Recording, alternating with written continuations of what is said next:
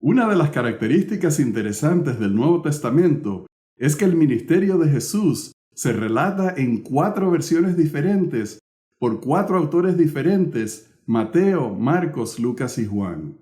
Y esto no es único, pues en el Antiguo Testamento encontramos la historia de los reyes de Israel, que se relata en Primera y Segunda de Samuel, Primera y Segunda de Reyes y Primera y Segunda de Crónicas, en donde varios historiadores cubren los mismos eventos hasta 3 veces.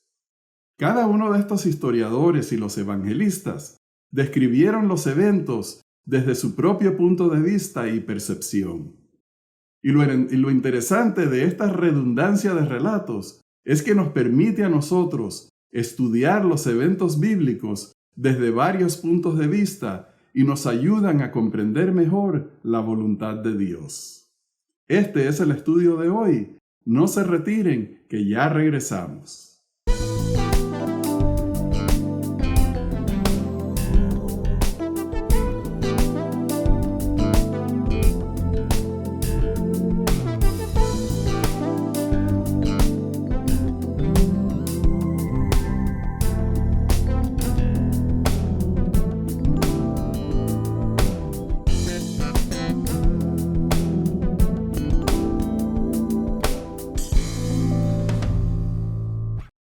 Hola, apreciados hermanos, bienvenidos a Perspectiva Bíblica. Y Johnny, recibe un saludo cordial.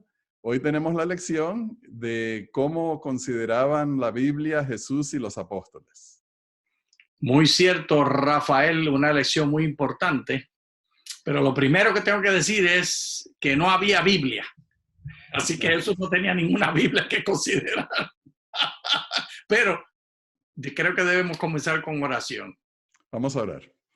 Querido Padre Celestial, estamos agradecidos por la oportunidad que tenemos de tomar este tiempo para apartarnos del trabajo y las distracciones y dedicarlo a estudiar y acercarnos a ti. Danos tu Espíritu Santo, pues lo rogamos en el nombre de Jesús. Amén.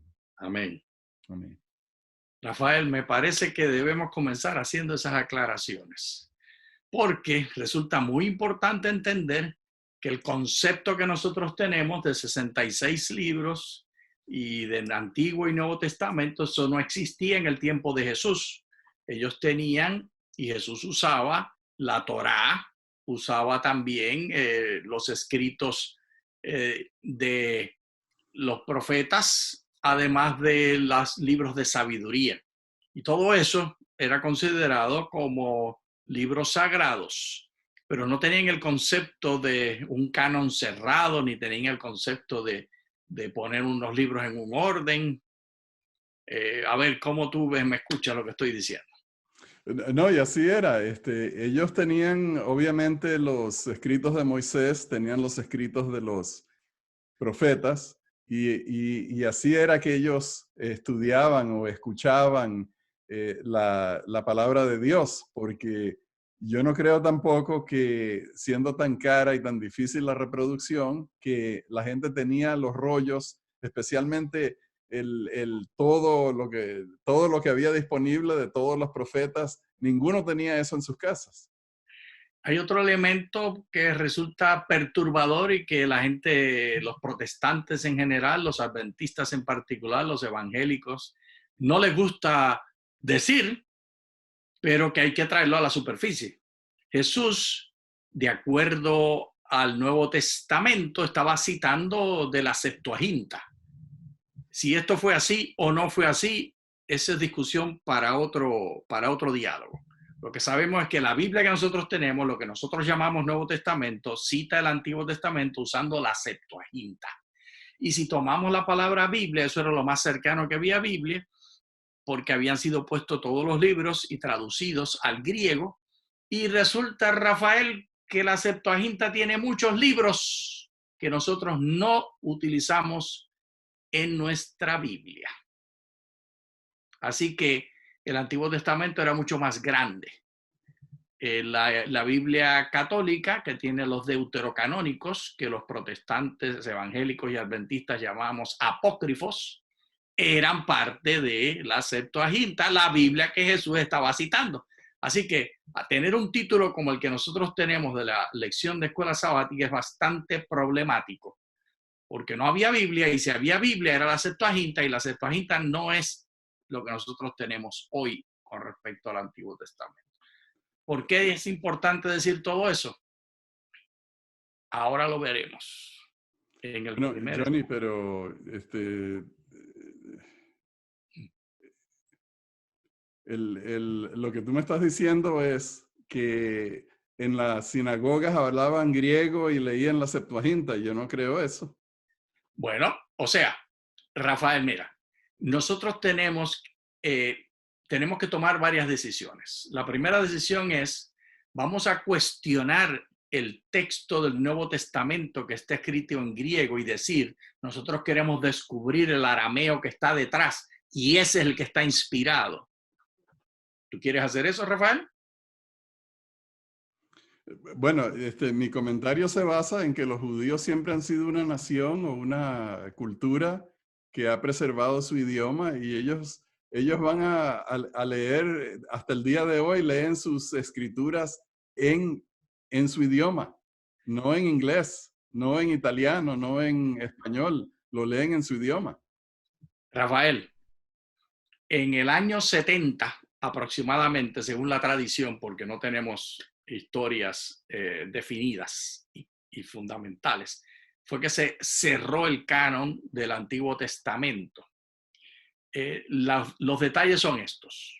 Lo que hablaban en el tiempo de Jesús era arameo, no era hebreo. Los que podían leer en hebreo, leían hebreo. Y ese, probablemente, como tú has dicho muy correctamente, los rollos que tenían eran en hebreo. Pero el Nuevo Testamento que nosotros tenemos y que estamos citando y que vamos a citar a Jesús citando el Antiguo Testamento y hablando de lo que Jesús decía del Antiguo Testamento, no es el hebreo ni es el arameo, es la Septuaginta del griego. Entonces, esto que estamos diciendo aquí es filete que puede indigestar a algunos de los estudiantes que ven nuestro programa y se pueden preocupar pensando, entonces, ¿está la Biblia en la verdad o no está en la verdad? ¿Cómo es posible que haya 3 versiones diferentes y 3 diálogos diferentes? Pero es la realidad que tenemos y tenemos que presentarla como la verdad, porque ese es el tema que nos pusieron y que nos asignaron en el folleto, y yo no voy a hablar. Lo que el folleto pretende hacer es tratar de manera somera y superficialmente y pretender cosas que no son verdad. Porque la verdad es que no había esa uniformidad que pretende el folleto decir. Bueno, tenemos que avanzar. Vamos a la primera pantalla. Las opciones interpretativas. ¿Quién es la última palabra en la interpretación de un texto bíblico? La autoridad. ¿Podemos hacernos preguntas de interpretación? ¿Podemos dudar? ¿Se puede tener más de una interpretación? Y esto viene perfectamente encajado en el hecho de que hablaban en arameo, leían en hebreo, y el texto que nosotros tenemos del Nuevo Testamento cita la Septuaginta, que fue escrita en griego. Entonces, el punto de partida es complejo y diverso. Sí. Y eso nos lleva a este slide que tiene estas preguntas. Y el que pretenda decir que no hay discusión y que todo se entiende, que todo está bien claro y que no hay manera de tener dudas, no tiene la Biblia. Tiene una imaginación. La Biblia no es un libro que fue escrito con propósitos científicos ni históricos. Es un libro de salvación. Y eso vamos a verlo en lo próximo. Unidad en la diversidad. Elena G. de White en Mensajes Selectos, volumen 1. Hay variedad en un árbol. Difícilmente hay 2 hojas iguales. Sin embargo, esa variedad acrecienta la perfección del árbol como un todo. Acerca de nuestra Biblia podríamos preguntar, ¿por qué se necesita de Mateo, Marcos, Lucas y Juan en los evangelios? ¿Por qué necesitan tratar las mismas cosas los hechos de los apóstoles y los diversos autores de las epístolas? Entonces, Rafael, te das cuenta que Elena de White, quienes nosotros los adventistas del séptimo día consideramos como profetisa, nuestros hermanos evangélicos y otros que no sean adventistas que estén escuchando, pueden verla a ella como una estudiante de la Biblia o pueden verla como alguien que amaba a la escritura. No importa qué título le des, aquí hay palabras que ella nos da que consideramos que son excelentísimas explicando estos puntos. Y lo primero que queda clarito aquí, y yo les recomiendo a los estudiantes de la Biblia que lean el capítulo entero de Mensajes Selectos, tomo 1, el capítulo de inspiración y revelación acerca de la Biblia. Léanlo y estudien cada palabra. Pero lo que sacamos aquí es una pregunta muy clave, Rafael. ¿Por qué razón repetir la misma historia de varias maneras? Para los musulmanes hay una sola versión y la dictó el Señor a través del ángel y la escribió el hermanito Mahoma, palabra por palabra. Pero eso no es la posición bíblica. En la posición bíblica hay tensiones con respecto a las historias. Y aquí Elena está trayendo eso a colación y lo está trayendo a la superficie, diciendo por qué. Y ella va a explicar, pero ya nos dio la fundación. Nos da el ejemplo del árbol. ¿Y qué aprendemos del árbol según ella? Bueno, hay variedad y obviamente todos nosotros apreciamos la variedad que encontramos, por ejemplo, en los evangelios, que tenemos 4 narrativas, 4 versiones que en muchos sentidos coinciden, pero también se van en diferentes caminos, miran las cosas desde diversos puntos de vista y toda esa descripción nos ayuda a nosotros a tener un mejor entendimiento de la experiencia que ellos tuvieron con Jesús. Y debemos avanzar, como tú dijiste, leemos en el próximo. Unidad en la diversidad. El Señor dio su palabra justamente en la forma en que quería que viniera. La dio mediante diferentes autores, cada uno con su propia individualidad, aunque trataron el mismo relato. Sus testimonios se reúnen en un libro y son como los testimonios en una reunión social. No representan las cosas justamente en el mismo estilo. Cada uno tiene su propia experiencia y esta diversidad amplía y profundiza el conocimiento que es presentado para suplir las necesidades de diversas mentes. Qué fascinante, Rafael. Diversos escritos, con diversos estilos, con individualidades, para diversas personas, con diversas mentes. Y el folleto pretendería decir que hay una sola manera de leerlo, con una sola forma de estilo, con un solo entendimiento y una sola interpretación. Y eso está en tensión con lo que Elena de White dejó escrito. Ella habla de diversidad. No solamente diversidad en el que lo escribió, los que lo escribieron, sino diversidad también en los que las interpretan, las escrituras. Y eso todo nos ayuda a nosotros, Johnny. Amén. Porque ella lo dice, es para diversidad de mentes, para que todos podamos tener oportunidad. Todo el que quiera en la iglesia que todo el mundo piense igual y ponerle en una cajita, y si no cae en la cajita le das puños hasta que entra o lo sacas, ese es del diablo y ese es el 666. Perdóname, está contrario a lo que dice Elena de White, que ella acepta la diversidad. Y sigue poniéndose más interesante. El hecho de que existan esas diferencias no debiera dejarnos perplejos o confundidos. Es muy raro que 2 personas vean y expresen la verdad de la misma manera. Cada una se ocupa de puntos particulares que su idiosincrasia y educación la capacitan para apreciar. La luz solar que cae sobre diferentes objetos le da matices diferentes. Mediante la inspiración de su espíritu, el Señor dio la verdad a sus apóstoles para que la expresaran de acuerdo con su mentalidad mediante el Espíritu Santo.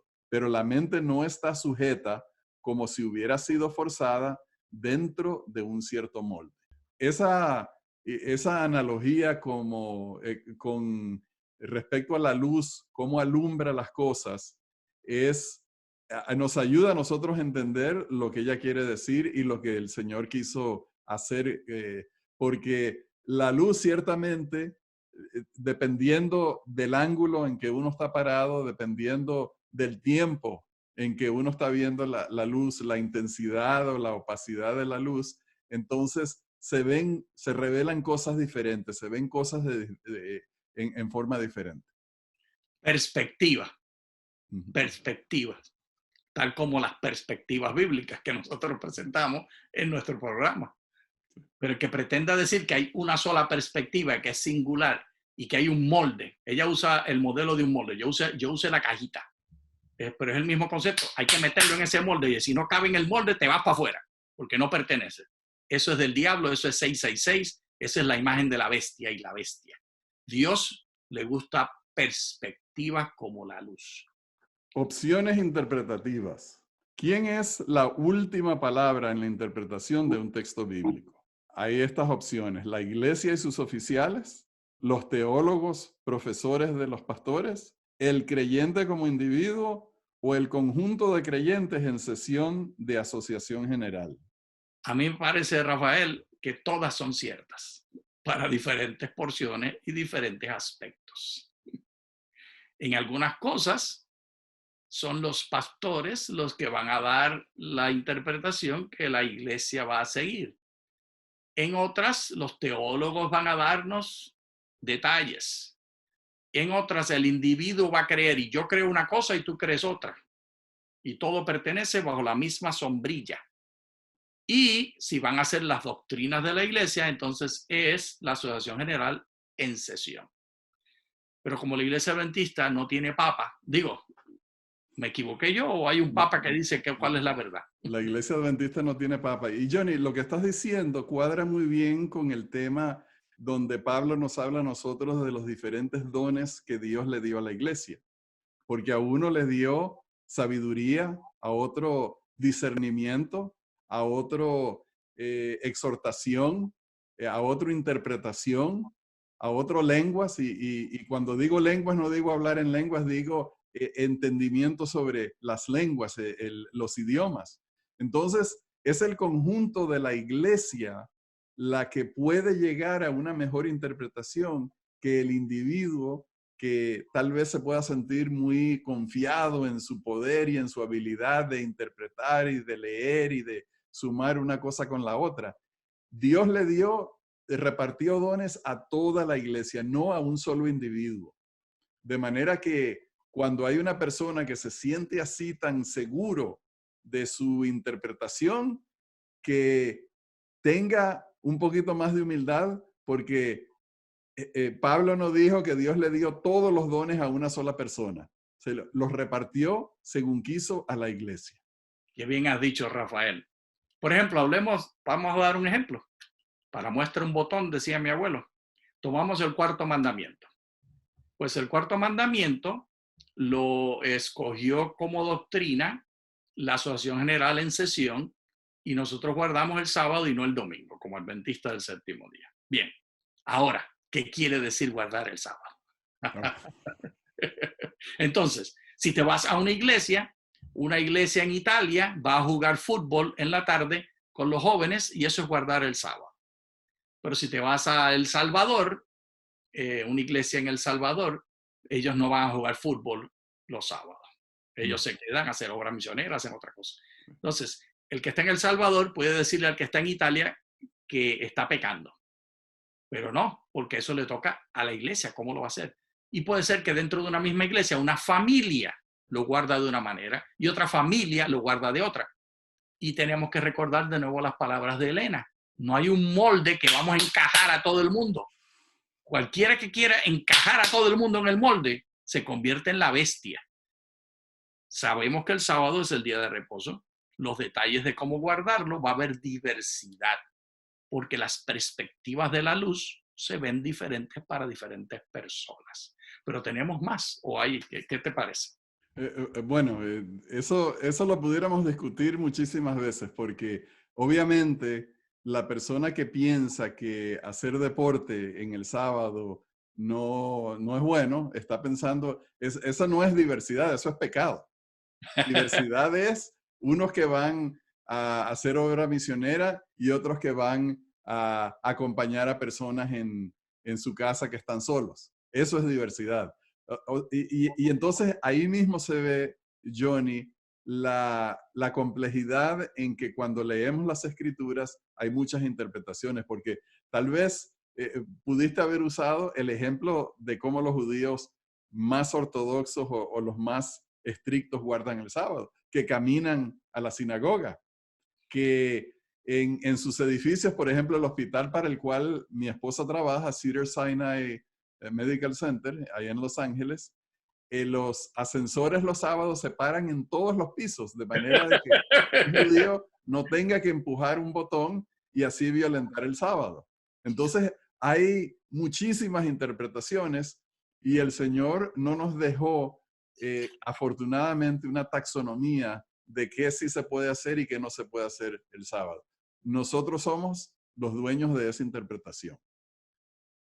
Pero tenemos que avanzar, Johnny. Te veo ahí buscando algo y nos queda poco tiempo. Pues no lo voy a leer porque no lo encontré de inmediato, pero sí lo voy a decir. Un ejemplo de esto es cuando vino Dios para darle los 10 mandamientos y el pueblo dijo, no, que no lea Moisés, que lea Moisés. Bueno, pues nos da la respuesta a la Escritura de dos diferentes maneras de responder al temor que tuvieron. Unos dice que temblaban y por eso los judíos hacen así cuando están orando, pero otros dicen que se quedaron quietos. Dos maneras de responder a la gloria de Dios, a la presencia de Dios. Unos temblando, por eso los judíos cuando están orando están haciendo así, y otros quietos. Pero nosotros, los del Salvador o los de Italia, queremos decir, no, o temblando o quieto. Uno de los dos es la verdad, los dos no. Bueno, sigamos entonces con el estudio. ¿Tiene que ser exacto en detalles históricos científicos para ser inspirado? Sí, de otra manera no es verdad. No necesariamente la verdad, la Biblia, no son fechas, datos y eventos. Y una tercera opción es, la verdad es una persona y su nombre es Jesús. La verdad es una persona y su nombre es Jesús. La verdad no son doctrinas. En Juan 14:6 dice, Jesús le dijo, yo soy el camino y la verdad y la vida. Nadie viene al Padre sino por medio de mí. Y esto lo dice el Señor Jesús en un contexto. Y lo que yo sugiero que hagamos es que leamos el contexto antes de explicar qué quiere decir el versículo 6, porque el contexto nos explica cómo Jesús está enmarcando esa idea de que Él es la verdad. No se turbe vuestro corazón, creéis en Dios, creed también en mí. En la casa de mi Padre hay muchas mansiones, si no, ya os lo hubiera dicho. Voy pues a preparar lugar para vosotros. Y si me voy y os preparo lugar, vendré otra vez y os tomaré conmigo para que donde yo estoy, vosotros también estéis. Y sabéis a dónde voy y sabéis el camino. Le dijo Tomás, Señor, no sabemos a dónde vas. ¿Cómo pues podemos saber el camino? Jesús le dijo, yo soy el camino y la verdad y la vida. Nadie viene al Padre sino por medio de mí. El Señor Jesús está declarando cuál es la manera de acercarse al Padre. No es a través de doctrinas que sean verdades en plural. Es a través de verdad singular, que es una persona.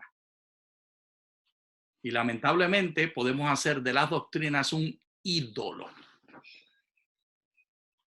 Bueno, Johnny, lo cierto es que el Señor Jesús nos enseñó a nosotros doctrinas. Los apóstoles que Él dejó nos enseñaron a nosotros doctrinas. Cuando Él contestó cuál era la manera de ir al Padre, dijo, es a través de mí. O sea, Él es el camino. No es una cosa geográfica, no es una acción que ellos tenían que hacer, sino era Él mismo. Y entonces, para nosotros nos resulta difícil entender dónde es que comienza Jesús y dónde es que terminan las doctrinas. Tenemos que tener eso muy claro. Tenemos que entender este punto muy claro, que somos seguidores de Cristo, no seguidores de doctrinas. Amén. Y Juan, el capítulo 5, los versos 39 al 47, explican esto. Leámoslo rapidito. Escudriñad las Escrituras, porque a vosotros os parece que en ellas tenéis la vida eterna, y ellas son las que dan testimonio de mí. Y no queréis venir a mí para que tengáis vida. Gloria de los hombres no recibo, pero yo os conozco, que no tenéis amor de Dios en vosotros mismos. Yo he venido en nombre de mi Padre y no me recibís. Si otro viene en su propio nombre, a ese recibiréis. ¿Cómo vosotros podéis creer, pues recibís gloria los unos de los otros y no buscáis la gloria que viene del Dios único? Aquí tenemos, Rafael, el primer punto clave. Los fariseos recibían gloria de sí mismos, de sus interpretaciones exactas y correctas de la Biblia. Y ellos partían un pelo por la mitad. Bueno, y ellos recibían gloria de sus interpretaciones y además porque ellos eran los únicos que en realidad supuestamente guardaban y observaban todo. Sigamos con el texto porque la narración sigue con lo que señala Jesús. No penséis que yo voy a acusaros ante el Padre. Hay quien os acusa, Moisés, en quien tenéis puesta vuestra esperanza. Porque si creyeseis a Moisés, me creeríais a mí, porque de mí escribió él. Pero si no creéis a sus escritos, ¿cómo creeréis a mis palabras? No son el conocimiento y las interpretaciones exactas y correctas de la Biblia, es el creer, una relación personal con Dios. Y estas dos formas de ver la verdad, las verdades y la verdad que es Jesús. De hecho, en la iglesia adventista y en otras iglesias evangélicas y pentecostales y aún los católicos hablan de la verdad y como que son doctrinas. Eso es plural siempre. Cuando es singular, es una persona. Y seguimos en relación con una persona. Y esa persona es Jesús. Y hay un texto para terminar nuestra meditación que viene directo de la lección. Pan de dos clases. Él respondió y dijo, escrito está, no solo de pan vivirá el hombre, sino de toda palabra que sale de la boca de Dios. A mí me encanta comer, Rafael, y me encanta comer pan. Y hay pan de dos clases. Uno, pan de harina o de doctrinas exactas. Dos, pan de vida, el cual es Jesús, una persona que nos acepta en nuestra diversidad. Y bueno, Johnny, el tema es y la lucha es muy personal de no concentrarnos, no desviarnos y convertir las doctrinas, las creencias en ídolos que suplantan a la persona de Jesús en nuestras vidas. Tan triste, Rafael. Y especialmente los adventistas del séptimo día que hemos dedicado una devoción muy particular al estudio de la Biblia, algo que yo siempre hago y admiro y siempre seguiré haciendo y lo aprendo de Elena de White, lo aprendo de los que me enseñaron. La triste trampa es que pensemos que conociendo estas doctrinas tenemos salvación. Y estas doctrinas solamente son con el propósito de hablarnos de Jesús, un Jesús que ama a todos, que hace caer el sol, que hace salir el sol y bajar el sol sobre todos los seres humanos, que hace caer la lluvia sobre todos. Y no tiene un molde donde nos va a meter a puños para que tengamos una sola creencia y una sola manera de ver el mundo. Sí. Y bueno, Johnny, el conocimiento de Cristo viene a través de sus enseñanzas. Sus enseñanzas traen muchas indicaciones y teologías que se convierten en nuestras doctrinas. Las doctrinas no son malas. Las doctrinas son las que nos ayudan a entender la voluntad de Dios y la revelación de Dios. Entonces, el tema es que no confundamos el propósito de las doctrinas con las doctrinas mismas. Cristo es nuestro Salvador. Cristo es nuestro Señor y Creador. Y bien, queridos hermanos, con este pensamiento llegamos ya al final de nuestro estudio de hoy. Les agradecemos por habernos acompañado y les deseamos muchas bendiciones de Dios. Muchas gracias.